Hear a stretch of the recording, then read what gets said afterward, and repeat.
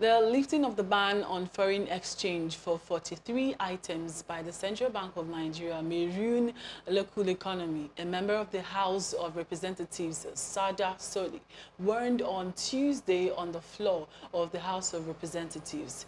This is just as the House invited the Governor of the Central Bank of Nigeria, Yemi Cardoso, to appear before its following Apex Bank's decision to lift the foreign exchange ban on fertilizer, cement, toothpick, and 40 other items. Reports gathered that 43 items were in 2015 restricted from accessing forex at the official market rate. CBN's sudden decision to lift the ban comes against the background of high volatility levels experienced in the foreign exchange market owing to the unification of all trading windows into the investors and exporters window. Now, talking about the official FX market by President Bola Tinubu's administration. Still with us here, we have Dr. Olawale and Chukwuma. Chukwuma, I'm going to start with you. What was the rationale behind the ban on importing toothpicks and other items? Sorry, come again. The rationale behind banning the toothpicks and other items. Okay, that was in 2015. Yes, since in 2015. Yeah. Yes, in 2015, the rationale was to encourage the production of those 43 items locally. Okay. That was the rationale. To make it difficult for the importers to bring in and encourage. The idea was to encourage local industries. Unfortunately, when that window was withdrawn from the importers, the local manufacturers were not encouraged. You see, there's a mismatch. There's a mismatch between policy and implementation. It was a good decision way back in 2015 to say, okay, let's put a hedge. Let's make it difficult for importers of these products to import them, and by so doing, encourage the local manufacturers. On the other hand, the local manufacturers were not encouraged. So what happened? Those of them that were doing little started closing shops. And when they finished closing shops, those commodities that were smuggled in, those commodities that were banned and smuggled in became very expensive. Now, the rep member that said that he wants to ruin the local economy. Do you have an economy? You don't have no economy. You don't have any economy. There's no economy. Because if you had an economy, it will respond to shocks and measures that come from the international community. We are just there. Now, the only thing we use to measure our economy is our own foreign exchange. That policy, what that policy has done is to say, hey, to hell with production. Let's go back to consumption. That is what that policy has done to us. And we'll be worse off than we were before. Come to think of it, toothpick. I understand that you could get toothpick from Malina. In the secondary school, in the primary school I finished from, the Malina there, if you start cutting to produce toothpick, I'm not sure that you finish cutting in the next 2 years, just one location to produce toothpick. If I'm right, I understand that you use Malina to produce toothpick or whatever. But what I'm trying to say is that the raw material is here, but we import. Why do we have to do that? And I don't even buy the argument that that is going to relax the demand of foreign exchange in the parallel market. Who funds the parallel market?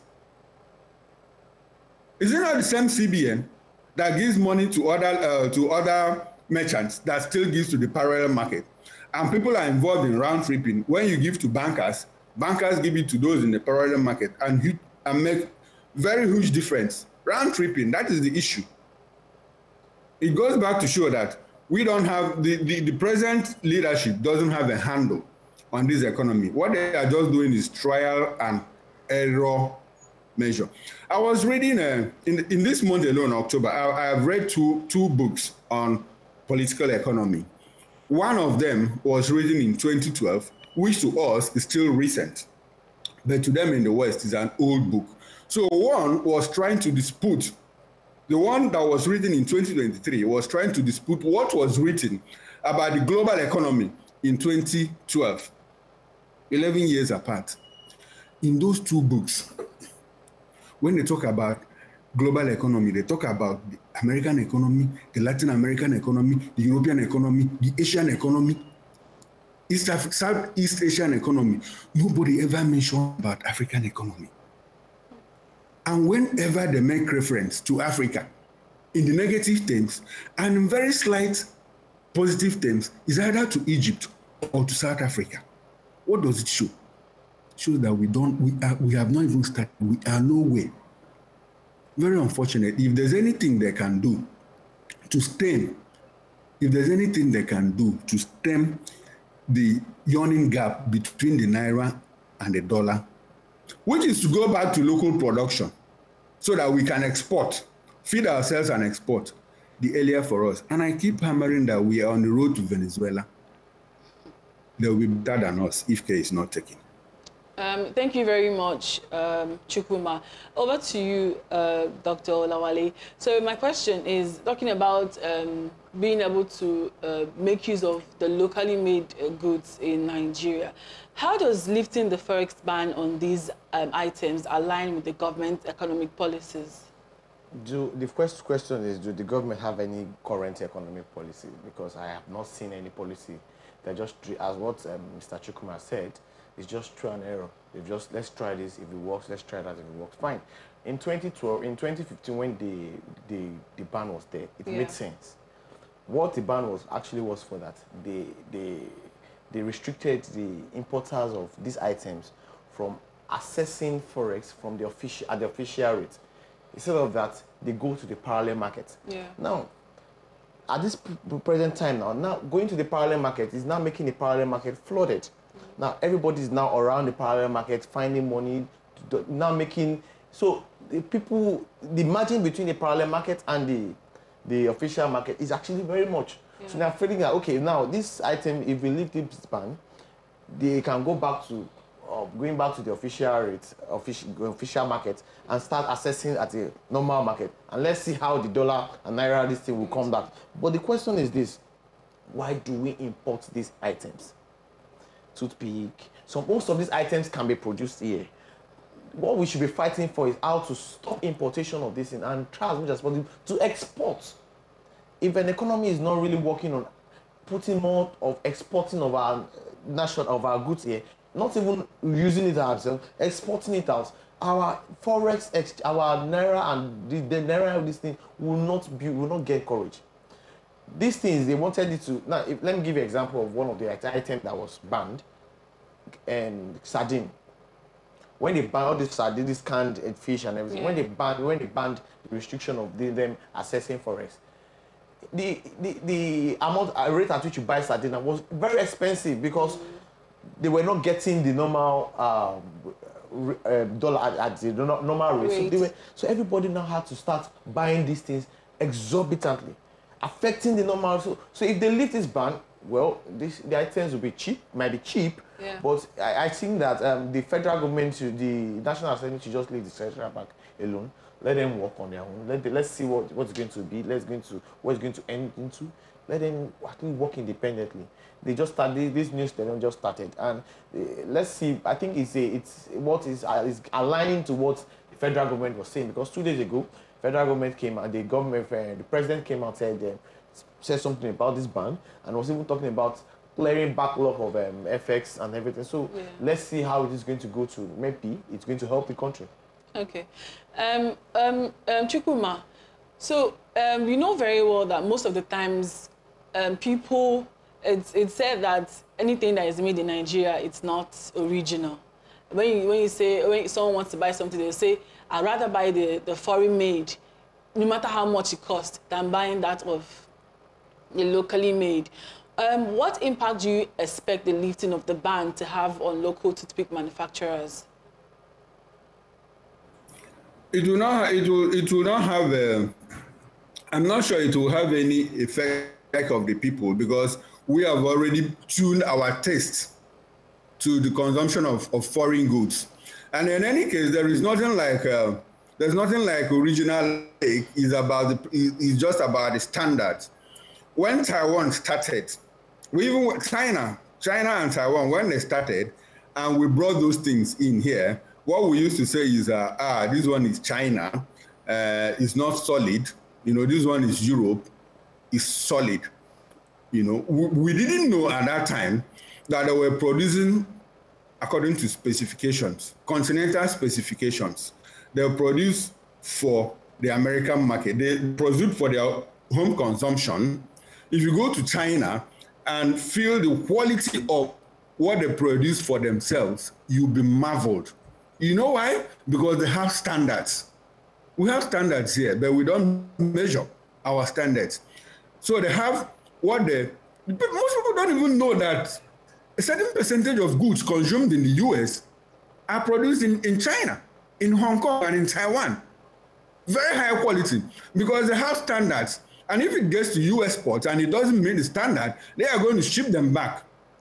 But if they come here with low standards, because we don't have standards, we'll find our way from in the ports and bring those things in. Our people even go there to reduce the standards. You know, so there is no, I don't see any impact. People will simply embrace the foreign ones, even when they are inferior. What we should try to do is to give support to our own. When India started, India was not producing the best of products. There's a gestation period for every business, for everything. There's an incubation period. You nurture it to grow. You keep tweaking it, you keep fine-tuning it until the point where you pick and say, okay, this is what I have. At the stage of, there are stages of product development, you know, from the start to whatever. On top of my head, I can't remember those stages, but I do know that at a point you are satisfied with what you have produced. Incidentally, we now have standards of measurement with which we can use to measure. This one is of high quality, this one is of low quality. Let us even start with the low quality ones. Let us close the economy. Let us do our own thing first. Let us do our own things. Before we now start, the other day I made mention of the African Growth Opportunities Act. About 360 products that can be sent into the US alone from Africa.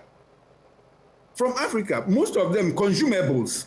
Agro products, that if we put emphasis, if we put focus here, we can actually export those things and earn foreign currency. And now we will lower the pressure on the demand for forex, which we only receive now from oil exports, which we're even having problems dealing with. The federal government tells you we don't even have enough money to fund the government. Again, there is the African Free Trade Agreement that was signed some time ago with headquarters in Ghana. I don't know how we lost out on that. That says intra-African trade. Let us trade among ourselves. Let us even start from there before talking of going outside. It's a very, our leaders, this is the time to start, because if you don't start now, if you're on a journey of 100 kilometers, and at the 70th, 78th, 80th, or 95th kilometer, you discover that you're on the wrong route. Even if you get to the end, you are still missed the point. The best thing for you to do is to go back and start on the right route. We should go back and start on the right route. That's the only thing that will save us. All right, thank you very much, Chukwuma Okoro. We'll consider that your concluding thoughts on this, because we're running out of time now. So thank you very much for your views and for always being with us. Now, Dr. Olawale. Yes, please. Now, your concluding thoughts as well. It's something we just have to make sure that we work on how we export products from Nigeria. Like what Mr. Chukwuma said that most of these things imported in this country are low qualities. So there's nothing like fake or original. It's just that. And whose fault is that really? It's our fault. We have, because the Standard Organization of Nigeria, SON, are responsible for regulating anything that comes into this country to check the standards. But then the businessmen in Nigeria go out there and say, look, give me this quality. That is it. If they go out there and say, give me this quality, when it gets to the port, and the SON checks and they reject it back, they will not do that again. But the SON are not doing that. So even most of these things should be worked into. Nigerians should produce things here. That doesn't mean it's not good. It's good. Nigerian shoes, the shoe I'm putting on now is a Nigerian-made shoe, and I've been wearing it for over 4 years. So it's something. So what will it tell you is it's fake? It's not fake. So if we start investing in Nigerian-made goods, we're talking about SUVs coming from Japan or something. This same thing we're talking about. Investing, it encourages local communities. Now, a lot of local companies closed down because of these policies. They couldn't cope again. We just hope that they can open again and see that. Let's encourage our local manufacturers to invest more, to do more, and we get it. Then export. I keep talking about export, but when we are not using what we are producing, how do we export it? How then do we want to export? Yeah. So, Nigerian-made goods should be used. That's my own closing thought. All right then, thank you very much, Dr. Olawale Olatubi. All right, we'll take a break. When we come back, we'll give you business, entertainment, and sports.